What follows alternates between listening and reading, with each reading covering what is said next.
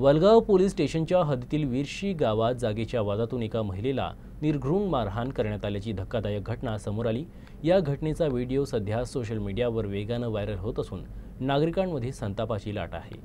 प्राथमिक माहितीनुसार शारदा बाभुळकर या महिलेवर 4 जणांनी एकत्र येऊन प्राणघातक हल्ला केला।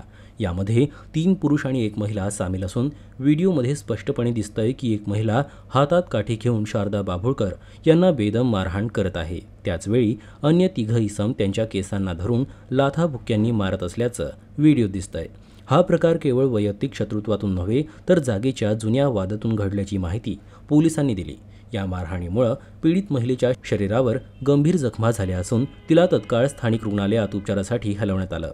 वलगाव पोलीस स्टेशनमध्ये या 4ही आरोपींविरुद्ध भारतीय दंडविधानाच्या विविध कलमांतर्गत गुन्हा दाखल करण्यात आला। सध्या तरी पोलीस या प्रकरणाचा अधिक तपास करत असून आरोपींना अटक करण्याची प्रक्रिया सुरू आहे।